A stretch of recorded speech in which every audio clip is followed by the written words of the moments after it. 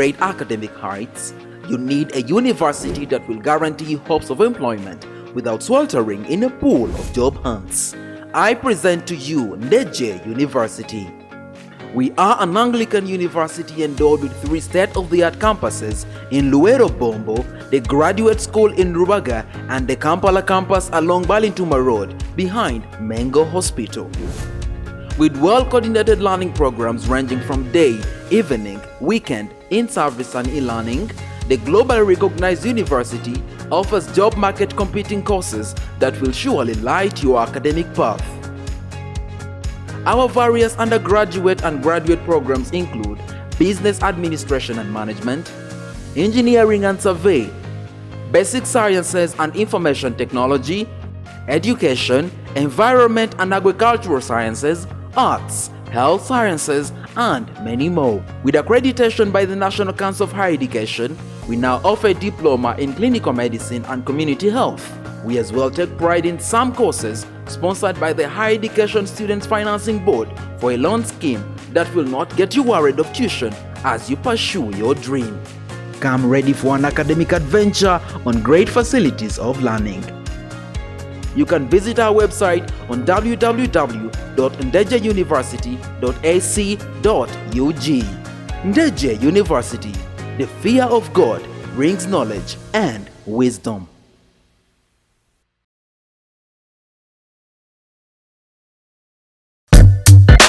This week. Did you know that women empowerment is defined in several ways? Did you know that parenting is twice the stress, but twice the love, the hug, and the pride?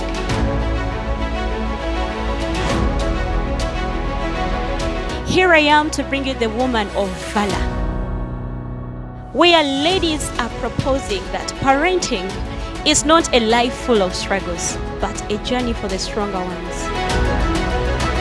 For those who are married, let love stay, because once it is disintegrated, the foundation is destroyed. Catch me every Thursday at 19 hours here at Ndejje University TV with Joe and Peace.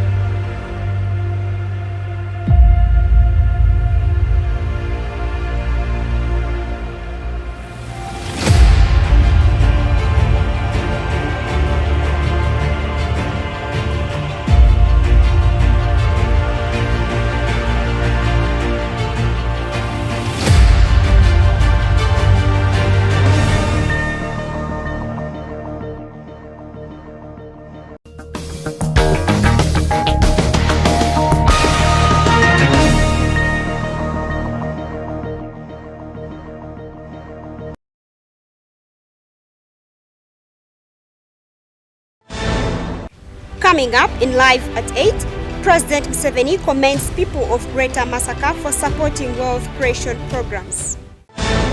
Minister for Security assures the country of safety as threats to MPs continues. Poor disposal of plastics polluting the environment. This and much more in Live at 8.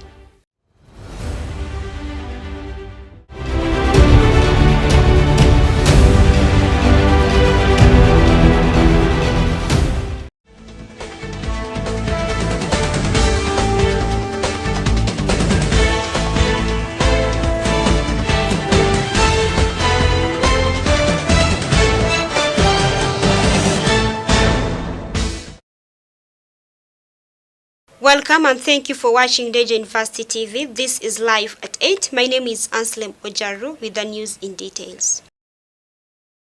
On Tuesday, while addressing leaders at Masaka Liberation Square, President Yoweri Museveni, who is on an investment and wealth creation tour in Greater Masaka region, appreciated the people of Masaka for embracing his gospel of wealth creation by engaging in commercial agriculture. Let's have more on that.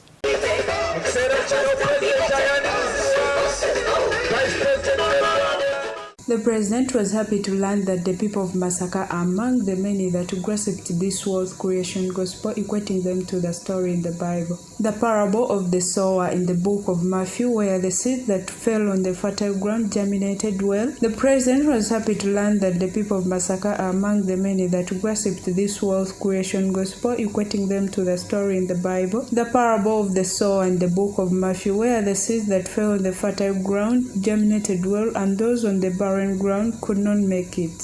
The president, however, stated that the only three challenges to deal with are to find out and help those who are still outside the money economy, consolidate those who are already in the money-making category, and also fighting land fragmentation in the area.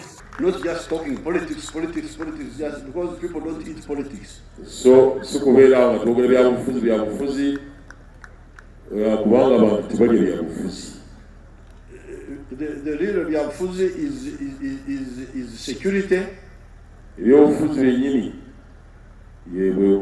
bwebutebenkevu, is food, emmere, is income, n'okuyingiza ssente, is education, n'okusomesa abantu baffe, abaana baffe n'abantu baffe, is infrastructure.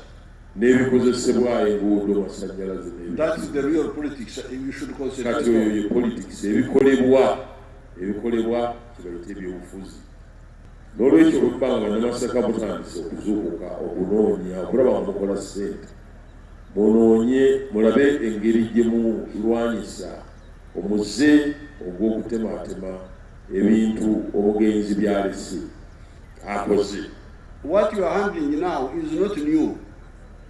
Therefore, for the Masaka and for the cattle corridor people who have already moved, these are my 3 points. N'olwekyo bannanga b'e Masaka ne bannange bali ab'omu Lukoola abamaze okufuna kasente. Number one, ensonga zange ziri ssatu. bring the ones who are still outside. Mule abantu abasigadde ebweru nga tebannayingira mu kuyingiza ssente, tubajjeyo tubayingize mu mulamwa oba mu kaweefube okuyingiza ssente. Number two, the leaders and the experts in this area. Ekyokubiri, abakulembeze n'abakugu mu kitundu kino. I'm talking about the agricultural officers. Ayogera ku bano abakugu, agamba bano abakugu b'ebyobulimi, abasawo b'ebyobulimi. The vets, abasawo b'ebisolo. Working with the leaders. Bakolagana n'abakulembeze ebitundu. Work out a plan which the central government will support. Mutuule mugyeyo pulaani central government gyeneteekamu ssente gyenewagira. To consolidate these ones who have entered the money creation effort. Okunyweza bannaffe bano abamaze okuyingira abakozi obulungi abayingidde mu kuyingiza ssente. On the other hand, President Museveni sympathized with the people of Greater Masaka about the flooding of River Katonga that swept their road, but praised the NRM government for its strategic planning. The Vice President of Uganda, retired Major Jessica Lupo, thanked President Museveni for his tireless efforts of migrating the 39% households into the money economy and commended the people of Masaka for joining the rest of the country to embrace wealth creation and other government programs. Let me thank the people of Masaka, the Greater Masaka, and the whole of Buganda for joining the rest of the people of Uganda to welcome and embrace the peace, Your Excellency, which you have managed to establish across the country for over 30 years uninterrupted, and which has enabled us in the villages across the country to produce results on what you are preaching about, Your Excellency. I thank the Secretary General for the summary of her report, demonstrating the fact that Your Excellency In your leadership, you have inculcated unity across Uganda. Today, the people of Uganda and the people of Acholi and the people of Ankole, the people of Karamoja, and across the country speak the same language of wealth creation. Masaka District LOC5 Chairperson Abdul Chams Batemieto of the Opposition National Unity Platform Party also attended the meeting, informing the President that his people have embraced government programs and are ready for the parish development model. The meeting was attended by LOC5 chairpersons, sub-county chairpersons, and NRM leaders from the districts that make up Greater Masaka, that include Masaka, Rakai, Chotera, Lyantonde, Rwengo, Bukomansimbi, Kalangala, Sembabule, Kalungu, and Masaka City. Others in attendance were the former Vice President Edward Chwan Kasekandi, the Government Chief Whip Honorable Amson Nobua, the Deputy Secretary General of NRM Rose Namaya Janseleko, Honorable Minister Vincent Sempija, Defense and Veteran Affairs, Honorable Minister Evelyn Anite, Investment, Honorable Judith Nawakova, Lands, Honorable Olelu Huda, Veteran Affairs, and members of Parliament from different regions. Jacqueline Namuli, live at Age.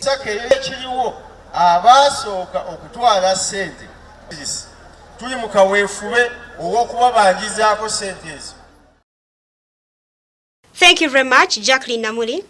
Now, the Minister for Security, Jim Muhwezi, has assured the country of the ministry's commitment to bring to book those people threatening the members of Parliament. Let's take a look at that. Members of Parliament have reported that they are continuously receiving death threats from individuals disguising themselves as Association of Tired Officers in Uniform Uganda, who accuse them of failing to handle issues concerning their welfare. Toro District Woman Member of Parliament Sarah Opendi said she has received threatening messages from the said association. I received a letter on my email, the official parliamentary email from the Association of Tired Officers in Uniform, Uganda. It's addressed to me, and it's a notice of engagement. And they are putting notice to me about the formation of this as a result of the Parliament of Uganda's failure to recognize their service through improving their working environment, welfare, and increase of their pay. The association, they say, is composed of army officers, police officers, health officers, and teachers. And they were giving me notice of a price tag of 10 million to pay within 7 days. It's now 5 days since. I'm left with 2 days, Right Honorable Speaker, from the date of this notice, and they will determine how to handle our issues the way they were trained to. The Deputy Speaker, Thomas Tayewa, condemned the threats to MPs who he said are mandated to play their oversight role. And I don't know whether they don't know that oversight is part of what we do, because the money they are using is money appropriated by these same members. So if members cannot see what you're using that money for, it's very dangerous. Then, Honourable Minister, the Deputy Speaker further tasked the Ministry of Internal Affairs to investigate and apprehend the culprits, and he urged all members of Parliament who have received death threats to report to Parliament's Criminal Investigation Department. Sergeant at Arms, anyone who has complaints of that nature, report Sergeant at Arms. They work with CID so that they can link with security to have the matter handled. The Minister for Security, Jim Muhwezi, assured members of Parliament of his ministry's commitment to bring the culprits to book. Our government is aware of some documents. I thank Honorable Sarah Opendi. She shared with me those messages she received from that criminal, and the investigative organs of government are already in full swing, and would like to assure Honorable Opendi and the House and the country that the situation is under control. We will leave no stone unturned in order to get those culprits. On Monday, the police spokesperson Fred Enanga revealed that the so-called association reportedly threatened to shoot at Joyce Bagala, the Mityana woman member of parliament, saying that the matter is under investigation. ANSLEM OJARU, live at 8.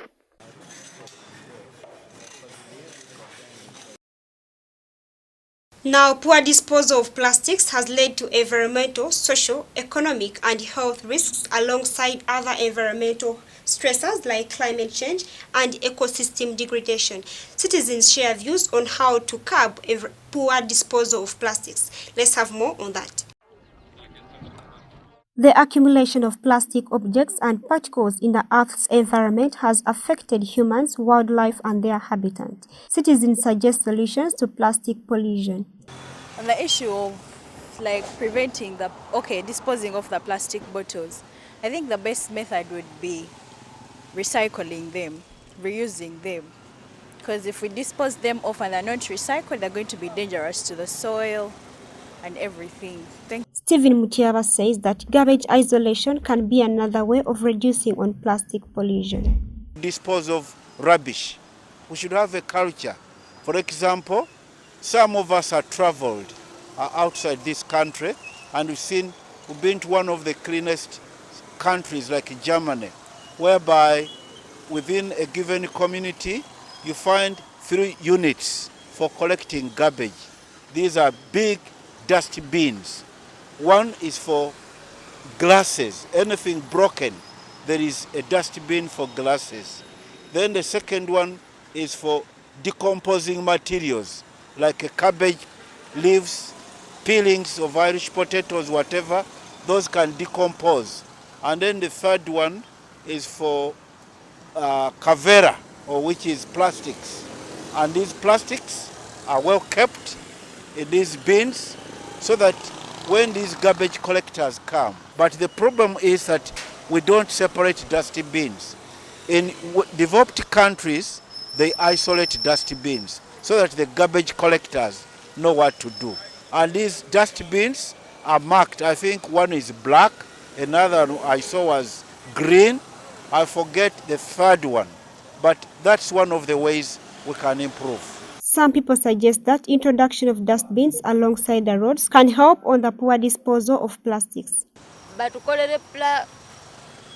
dust bins kukubo naye kuba ebimu bikoma mu kibuga biri mu kibuga naye na side zeno teri kati ne kubo lya balintu matekuli yadde nesho neshimu neodda kuli area dine rabali center materina. Fred Mwonge says materials that decompose should be created to replace the plastic ones. Ndejje tuyinza okukendezaamu ku bi plastic bino kwe kuyiyayo ebintu ebivunda nga tebisobola kwonoona butonde bw'ensi nga bigenze mu ttaka. According to Stephen, the idea of having a dustbin in cars may not be of much help. I don't think there are a few things which I don't believe in, like putting a dustbin in a car, which I heard was a new policy. I don't know how it's going to work. Maybe I lack the experience. I've already put one because I want to be a law-abiding citizen of Uganda. But I don't even see how I'm going to use it, because when I have something or eaten something from a kavera, I keep it, and when I get off the car, I put it in a dustbin. That's what I do. But rather developing a culture of training mindset to ensure the good disposal of plastics. When you enforce law without training the mindset, you waste time. I think it's really training. Right from school, it's a culture.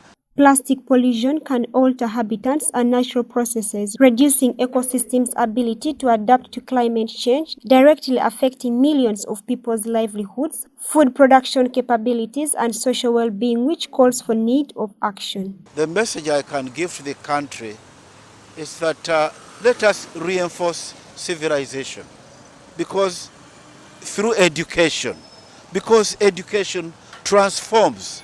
What my mother did so many years ago, I can't do, because I'm a little bit more civilized in terms of society where I live. Because if we don't send our young ones for education, we shall not be civilized. I think education transforms society. It would be minimal of me to do sensitization. I would only sensitize a few groups of people, but the majority, it's supposed to be the government to sensitize the people. Plastic pollution is a global problem. Approximately 7 billion of 9.2 million tons of plastic produced become plastic waste, ending up in landfills or dumped. ANSLEM OJARU, live at 8.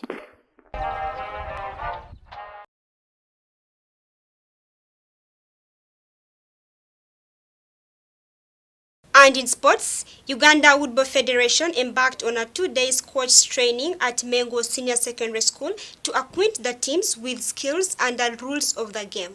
Let's have more on that. Just like any sport, it is founded on the quality of the players, the knowledge the players have, and the way they are prepared. And this preparation is the duty of the coaches. So what you see happen on any play course is behavior that has been inculcated by coaches.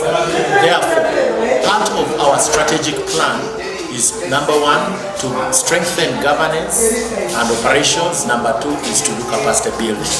So we are looking at core players, and the coaches come as number 1. So we want to train them in the knowledge and skill and attributes of a good football coach. And we think by doing this, they will pass this on to the players. Now remember that football is spreading through primary schools, secondary schools, universities, technical schools, tertiary institutions, corporates. Okay, so there are very many stakeholder groups that are playing football. But all these need instruction. All these need to be trained on how the game is played. So it is the responsibility of the coaches. That's why we have come up with training levels. We have coach level number 1, number 2, and 3. So this is the first of the kind where we are training all our coaches, and it's at level 1. Okay. Then when they progress, we shall have another level 2 and then level 3. After which they also have an opportunity to proceed to the international level. This game was introduced last year in courtesy of AVS. These days it is called the SAY program. They wanted to enhance more football and basketball. So I requested the teacher in charge that already basketball has taken root, and the football we don't have a serious future because of the corruption in football. So I requested him, why can't we introduce some more new games so that we engage very many students. So they asked me to suggest the games. I suggested football and table tennis. And actually it was introduced 3 weeks to the national tournament, USSA, in Lila. So table tennis could not go because already for it they hold it in first term. So the football, there were girls who came up, they don't want running games. So they came up, they started training. I requested Coach Eric to get me somebody who can help. And he sent me somebody who was handling the girls. So when we went, actually the girls performed up to quarterfinals, and it was the first appearance. I was impressed. And then, my girls always, all the disciplines we have, they always feel good when I go there, I take part, and they feel I know the game.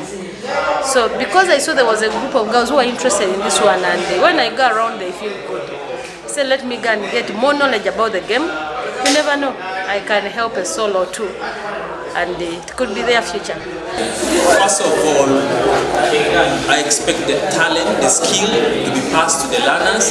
Secondly, I would also expect the certificate to be given so that it will be a working document as a professional coach.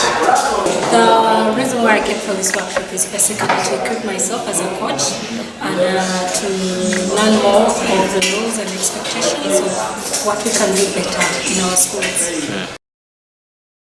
Thank you for your company. That has been Live at 8. My name is ANSLEM OJARU. See you next time.